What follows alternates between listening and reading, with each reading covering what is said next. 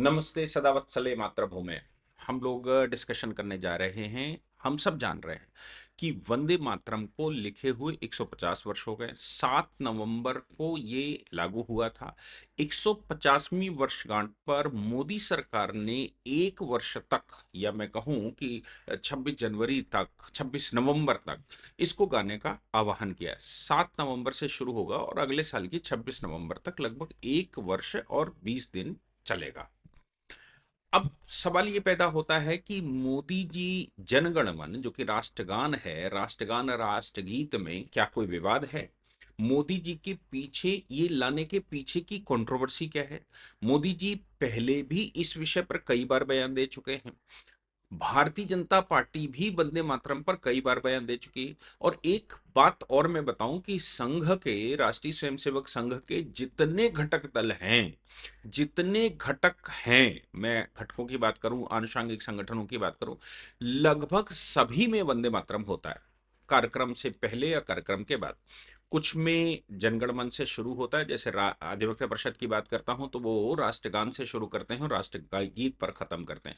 लेकिन ज्यादातर कार्यक्रमों में वंदे मातरम ही गाया जाता है। ये संघ की अपनी 1925 से ऑफिशियल लाइन है। ऑफिशियल कहें ना कहें, लेकिन प्रैक्टिकली यही चलता है। पत- अब आप सोचो, 1925 से 100 वर्ष से वंदे मातरम पर संघ काम कर रहा है और मोदी जी उसी संघ के प्रोडक्ट हैं। यानी कि मोदी जी की जो जीवनचर्या है वो राष्ट्रीय स्वयंसेवक संघ के इर्द गिर्द ही घूमती है।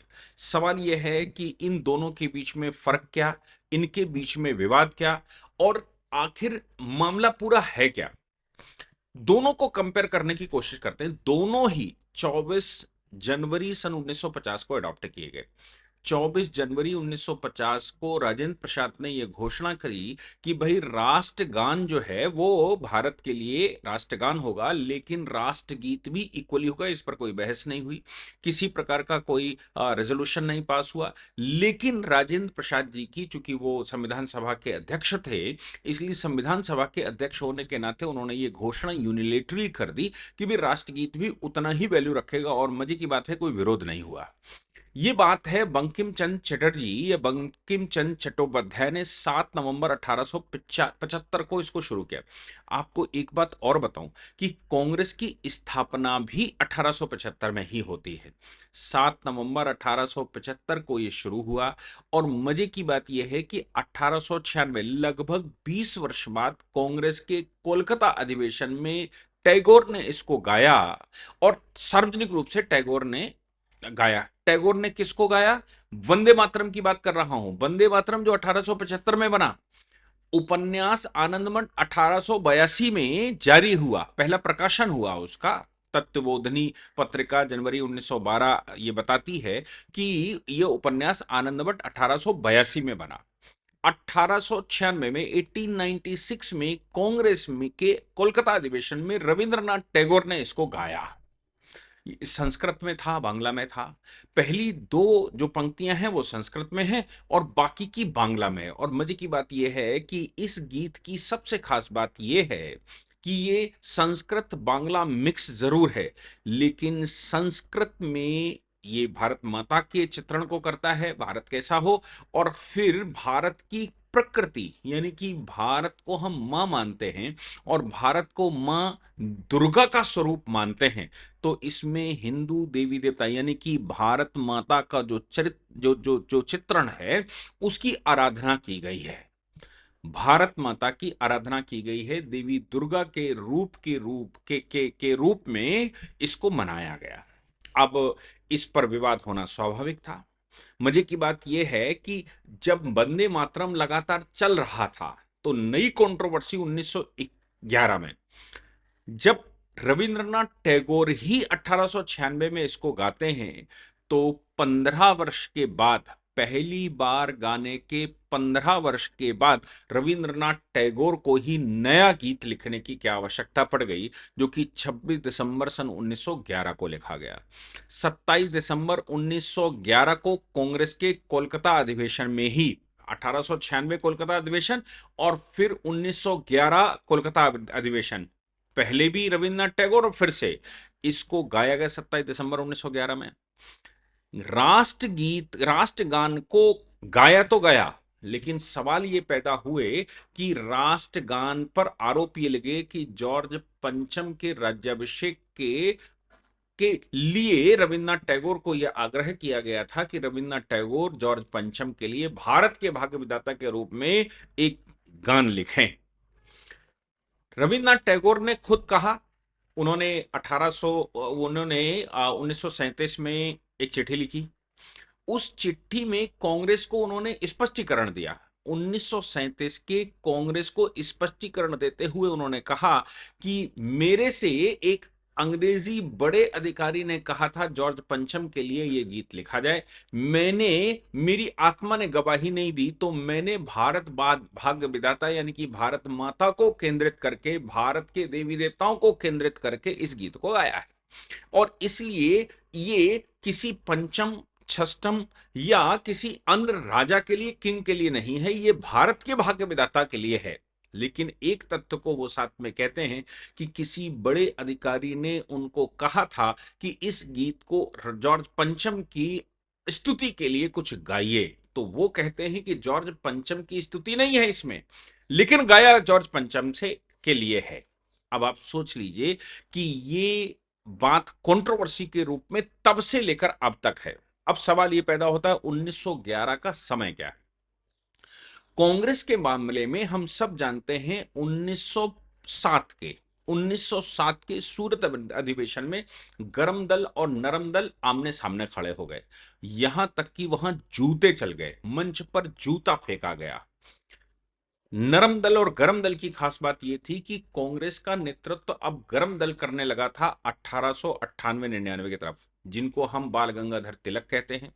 तो तिलक, विपिन चंद्र पाल और लाला लाजपत राय और अरविंद घोष, ये चार व्यक्ति जो नायक थे 1905 के बंगाल विभाजन के विरोध के। आप सोचिए 1905 में जो बंगाल विभाजन, बंग भंग आंदोलन शुरू हुआ, उसके नायक अगर कोई था तो वो ये लोग हो चुके थे, गरम दल के थे। इन्होंने स्वदेशी अपना लिया था, अंग्रेजी एजुकेशन का बहिष्कार कर दिया गया था। और उस समय अंग्रेजी एजुकेशन का बहिष्कार ही केवल नहीं किया गया था, उस समय आंदोलन भी बड़े स्तर पर चलाए गए थे। और बंगाल का विभाजन ये पहली बार था कि ईसाइयों के भारत में बैठने के बाद ये पहली बार इसको माना गया कि पहली बार इसको वापस लिया जाएगा। पहली बार वापस लिया गया निर्णय, अंग्रेजों का पहली बार वापस लिया गया। और अंग्रेजों का पहली बार निर्णय वापसी का मतलब था कि आंदोलन सफल हो गया और बंगाल का विभाजन रोक दिया गया।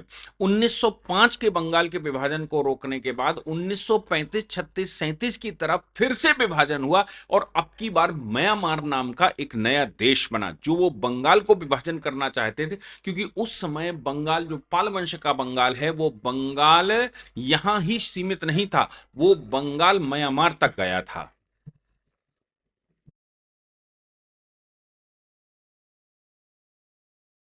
तो विभाजन तो हो ही गया, लेकिन उस समय विभाजन 1937 में जब विभाजन हुआ और आज जो म्यांमार का हिस्सा है, जिसको हम वर्मा कहा करते थे, जहां पर जेलें बनाई गई थी, जहां पर हमारे स्वतंत्रता सेनानियों को कैद करके रखा गया था, जो मुख्य केंद्र हुआ करता था, ऐसे केंद्रों में, ऐसे स्थानों को हमने 1937 में विरोध क्यों नहीं किया? 1905 से 1900 सॉरी 1905 से 1937, अब 30 वर्ष हो चुके थे, 32 वर्ष हो चुके थे, क्योंकि अब तिलक जैसा कोई आंदोलनकारी व्यक्ति नहीं था। और 1905 के आंदोलन में निकलकर जो अरविंद घोष, जिनको महर्षि अरविंद घोष कहा गया, और उनको महर्षि अरविंद घोष कहा नहीं गया, उनको महर्षि माना गया, क्योंकि 1905 के आंदोलन के पीछे की पूरी स्ट्रेटजी बनाने वाला कोई व्यक्ति था तो वो अरविंद घोष थे। बाकी बाल गंगाधर तिलक, लाला लाजपत राय और बिपिन चंद्र पाल, ये अलग अलग स्थानों पर अलग अलग नेतृत्व पूरे देश का कर रहे थे। एनी बेसेंट अपना रोल प्ले कर रही थी, इन लोगों ने भी होम रूल लीग बनाई थी। बाद में 1907 के सूरत अधिवेशन में जब जूते चल गए और नरम दल गरम दल आमने सामने आ गया, तो गरम दल अपने आप को अलग कर लेता है और वो होम रूल लीग से अपने आप को गवर्न करता है।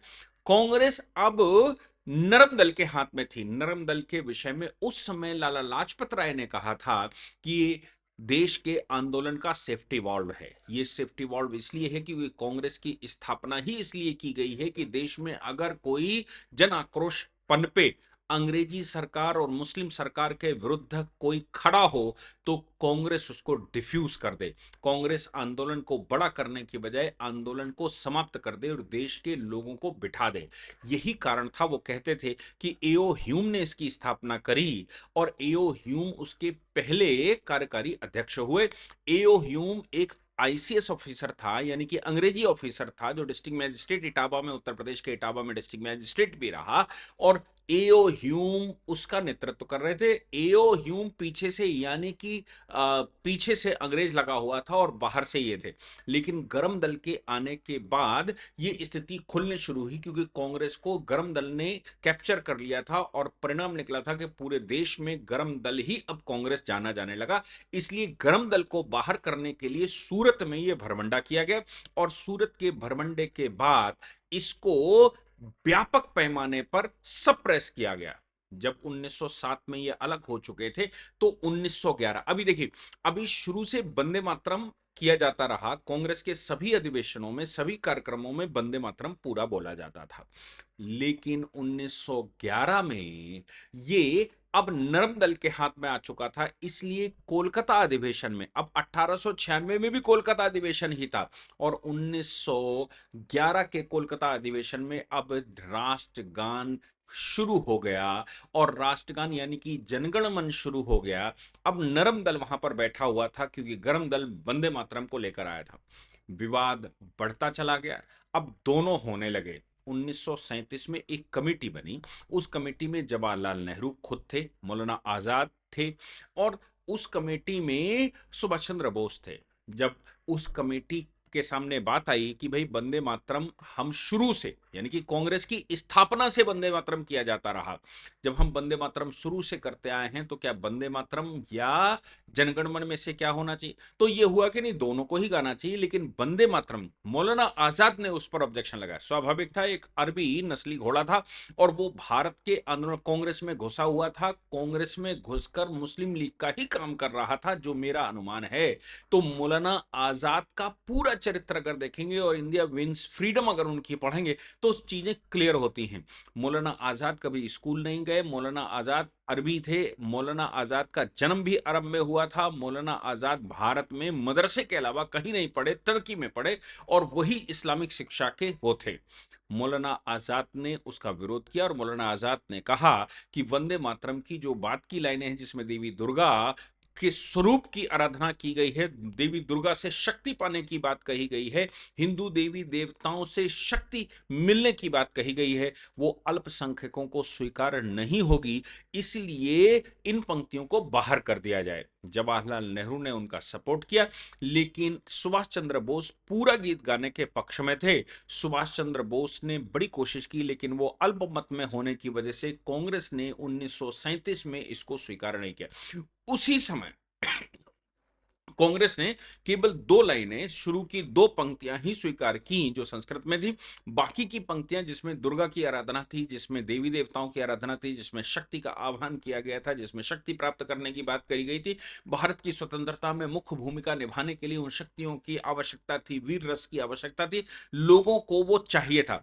अब 1896 से यह पढ़ा जाता रहा, 1937 में 1911 में जनगण मन आ गया और 1937 में उसकी बाकी की पंक्तियां हटाकर केवल शुरू की पंक्तियां, सिर्फ इसलिए क्योंकि अल्पसंख्यक नाराज हो जाएंगे और अल्पसंख्यकों के तुष्टीकरण की व्यवस्था कांग्रेस कर रही थी। नेहरू अब सिस्टम में आ चुके थे, स्वराज पार्टी नेहरू के पिता बना चुके थे, स्वराज पार्टी सत्ता में भी भोग चुकी थी और अब नेहरू जी मुख्य भूमिका में थे।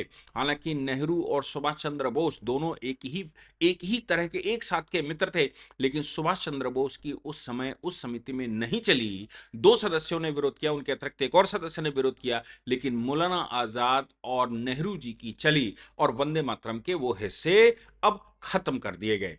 आप सोच कर देखिए कि 1896 से लेकर 1937 में ही वो ऐसा क्यों लगा कि अब वो अल्पसंख्यकों को नाराज करने वाले हैं। 1937 तक तो ठीक ठाक चलता रहा और फिर रविंद्रनाथ टैगोर ने ही पहली बार भी गाया था और रविंद्रनाथ टैगोर ही 1911 में 15 वर्ष के बाद फिर से नया गीत लिखते हैं। लेकिन वो 1937 में जब ये कंट्रोवर्सी सामने आई कि भाई जनगण मन नहीं आना चाहिए, कांग्रेस अब वंदे मातरम ही करेगी, क्योंकि शुरू से वंदे मातरम के पक्ष में है। वंदे मातरम से ही आंदोलन शुरू हुआ था, कांग्रेस की शुरुआत वंदे मातरम से है, और हर एक अधिवेशन में, हर कार्यक्रम में वंदे मातरम गाया जाता रहा है।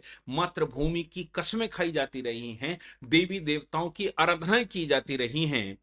तो फिर अब इतने वर्षों के बाद 1896 से लेकर 1875 में गीत लिखा गया था। मैं कहता हूं 1896 में पहली बार गाया गया। तो 1896 में पहली बार गाने के 40 वर्षों के बाद आखिर ऐसा क्या हो गया कि राष्ट्रगीत की वंदे मातरम में से वो पंक्तियां हटा दी गई, जो कि भारत की प्रतीक हैं, भारत के पूर्वजों की प्रतीक है, भारत की शक्ति के प्रतीक है, और भारत बनाने वाली, भारत माता को स्थापित करने वाली है, दुर्गा का स्वरूप मानने वाली भारत माता की आराधना है। आप सोच सकते हैं कि यह क्या विवाद रहा होगा। लेकिन जब आजादी मिली, और आजादी कैसे मिली, आजादी के विषय में हम सब जानते हैं। आर्टिकल 51A को हमको पढ़ना चाहिए, नो डाउट। आजादी में जिन्होंने आंदोलन किए, भगत सिंह वंदे मातरम को लेकर आते थे, आजाद हिंद फौज वंदे मातरम को करती थी, या फिर रिपब्लिकन पार्टी उस समय की जो इनकी हुआ, रिपब्लिकन आर्मी जो होती थी, वो सब वंदे मातरम पे थे। लेकिन ये जनगण मन पर आ चुके थे। जैसा मैंने कहा कि एक चिट्ठी तो स्वयं ही रविन्द्रनाथ टैगोर ने, जब 1937 में ये आरोप लगे रविन्द्रनाथ टैगोर के ऊपर कि भाई उन्होंने तो ये जॉर्ज पंचम की आराधना के लिए लिखा था, तो फिर वंदे मातरम ही क्यों ना अडॉप्ट किया जाए, तब उन्होंने कहा, उसकी चिट्ठी में लिखा कि नहीं नहीं, वंदे मातरम ये उनके लिए नहीं लिखा गया था, वो मेरे ऊपर प्रेशर जरूर था, मैंने वो गाया जरूर था, मैंने वो लिखा जरूर था, लेकिन उसमें मैंने चालाकी से ये शब्द डाल दिए थे ताकि वो समझ भी ना पाए और ऐसा भी हो जाए। कुल मिलाकर ये तो वो स्वीकार करते हैं कि किसी अंग्रेजी अधिकारी के आग्रह पर यह लिखा गया था और जॉर्ज पंचम के सामने ये गाया गया था, या जॉर्ज पंचम की को न समझ आए ऐसा कुछ किया गया था। लेकिन अनडिस्प्यूटेड अगर कुछ था तो वो वंदे मातरम था। वंदे मातरम 1937 में वंदे मातरम की वो लाइनें हटाई गई ताकि, और विवाद खड़ा किया गया ताकि जनगण मन को स्थापित किया जा सके। मेरा कोई विरोध नहीं है, जनगण मन भी हमारे भारत की ही आराधना है, इसमें कोई शक नहीं। लेकिन उसके पीछे का उद्देश्य जब खड़ा होता है कि भाई किसके लिए गाया गया था, तो निश्चित तौर से डाउट पैदा होते हैं। भले ही रविंद्रनाथ टैगोर खुद चिट्ठी लिखकर ये कहें कि नहीं नहीं, मैंने तो चालाकी से इन शब्दों का इस्तेमाल कर दिया था, ये किसी जॉर्ज पंचम की स्तुति नहीं है, जॉर्ज सस्टम की स्तुति नहीं है, या किसी और की स्तुति नहीं है, ये तो भारत माता की ही स्तुति है। लेकिन जो रविन्द्रनाथ टैगोर खुद वंदे मातरम कहते हो, वही जनगण मन लिखते हो, और जनगण मन लिखने के भी 25 वर्ष के बाद ये विवाद पैदा करके राष्ट्रगान, जनगण मन को प्राथमिकता दी जाए और इसको साइड में रखा जाए। हालांकि कांग्रेस के लोग चूंकि शुरू से आंदोलन कर, कांग्रेस का मतलब उस समय कांग्रेस एक आंदोलन करने वाले लोग वंदे मातरम को शुरू से चूंकि गाते रहे, और तब तक राष्ट्रीय स्वयंसेवक संघ की स्थापना भी हो चुकी थी। राष्ट्रीय स्वयंसेवक संघ अपनी जो शाखा लगती थी उसमें तो प्रार्थना भारत माता की करते थे, लेकिन बाकी के जो सार्वजनिक कार्यक्रम जहां ध्वज नहीं लगता था, बाकी के जो कार्यक्रम होते थे उनमें वंदे मातरम से ही शुरुआत किया करते थे। वंदे मातरम ही भारत के लोगों ने पहले स्वीकार किया था और शुरू से उनकी जनभावना रही। लेकिन जब संविधान बना, तो संविधान बनाते समय ये सामने आया कि भाई कौन सा गीत होगा। तब 24 जनवरी सन 1950 को जो अंतिम सेशन होता है कॉन्स्टिट्यूशन असेंबली डिबेट के वॉल्यूम नंबर 12 में इसका पूरा उल्लेख है। तब राजेंद्र प्रसाद ने कहा कि राष्ट्रगान को भी उतना ही महत्व दिया जाए, क्योंकि बाकी सदस्य राष्ट्रगान के पक्ष, राष्ट्रगीत के पक्ष में नहीं थे। उन्होंने कहा राष्ट्रगान, चूंकि कांग्रेस लगातार ये कह रही थी जनगण मन को ही हम मानेंगे, बाकी के जो गीत था जो 1937 से ही विवाद पैदा करना कांग्रेस ने शुरू कर दिया था, उसके लिए वो एग्री नहीं थे। तब राजेंद्र प्रसाद जी ने यूनिलेटरली इस बात को स्वीकार किया। हालांकि हम सब जानते हैं कि सरदार पटेल ने भी अपने कार्यक्रमों में वंदे मातरम को पूर्ण रूप से गाया, और वंदे मातरम से वो अपने संबोधन को समाप्त करते थे। ये जो संबोधन समाप्त करके वंदे मातरम का नारा है, वो नारा ही दिया हुआ है सरदार पटेल का। क्योंकि उनको लग रहा था कि नेहरू का विरोध करना ठीक नहीं है, लेकिन नेहरू मान नहीं रहे हैं। और नेहरू चूंकि अंग्रेज परस्त थे, वो अंग्रेजों के साथ ही खड़े थे, बाई डिफॉल्ट अपने आप को हिंदू कहा करते थे। और नेहरू जी की खास बात यह थी कि वो आजादी के बाद गलत तरीके से प्रधानमंत्री बने, गलत तरीके से कांग्रेस में वो प्रिवेल किए, और उसके बाद वो सत्ता में आए और फिर उन्होंने किसी को टिकने नहीं दिया। मैं समझता हूं कि मोदी जी कि ये जो भावना है, जो पिछले 150 वर्षों से भारत वंदे मातरम के साथ खड़ा हुआ है, उसको पुनर्स्थापित करने का प्रयास एक सराहनीय प्रयास है।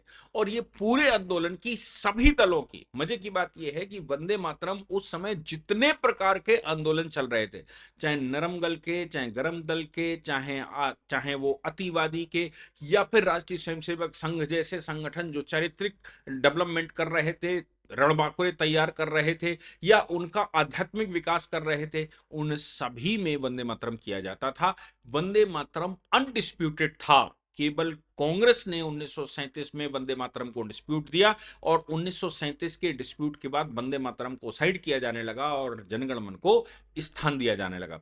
हालांकि मोदी जी ने साफ तौर पर कहा कि जनगण मन का अपना स्थान है, और ये दोनों ही भारत की आत्मा है। भारत की आत्मा होने के नाते ये सभी को स्वीकार है।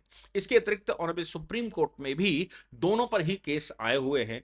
दोनों के विषय में आर्टिकल 51 कैपिटल ए में यह व्यवस्था दी गई है कि राष्ट्रगीत को, हालांकि संविधान में कहीं राष्ट्रगीत का या राष्ट्रगान का चर्चा नहीं है, किंतु इसको पूरा सम्मान दिया जाएगा, ऐसा आर्टिकल 51 कैपिटल ए, जो कि इंदिरा गांधी ने बाद में फंडामेंटल ड्यूटीज में जोड़ा था, वो फंडामेंटल ड्यूटीज में था कि प्रत्येक व्यक्ति इनको पूरा सम्मान देगा। सुप्रीम कोर्ट में जब इसकी पिटीशनें गई तो ये कहा गया कि राष्ट्रगीत को लगातार गाया जाना चाहिए, अनिवार्य कर देना चाहिए किसी भी कार्यक्रम में। तब सुप्रीम कोर्ट ने कहा यह वैकल्पिक है और किसी भी उसमें किया जा सकता है। लेकिन राष्ट्रगान के विषय में सुप्रीम कोर्ट ने भी कहा कि ये खड़े होकर ही होना चाहिए, इसका अपमान ऐसा नहीं होना चाहिए। हालांकि दोनों का स्टेटस बराबर है। मैं समझता हूं कि वंदे मातरम की 150वीं जयंती के उपलक्ष्य में मोदी जी ने वो वो हिस्सा झकझोर दिया है जो कांग्रेस को कभी स्वीकार नहीं था। कांग्रेस तुष्टीकरण तब से करती आई है, कोशिश पूरी की है, जबकि गरम दल लगातार वंदे मातरम करता रहा। नरम दल मतलब जो नेहरू एंड कंपनी, गोपाल कृष्ण गोखले, गांधी जी, इन सबका वाला ग्रुप। गरम दल में ही, कांग्रेस में ही, जब गरम दल को हम सरदार पटेल से जोड़ते हैं, कांग्रेस में गरम दल को हम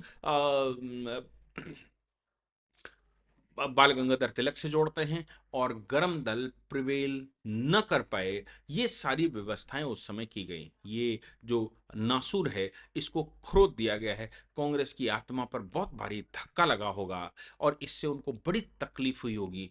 क्या इसका सैल्यूशन है मुझे पता नहीं, लेकिन मैं ये जरूर कह सकता हूं कि वंदे मातरम 1 वर्ष तक चलेगा तो कांग्रेस के कानों में निश्चित रूप से झनकार बजेगी और उनके कान फूटने की कगार पर आ जाएंगे।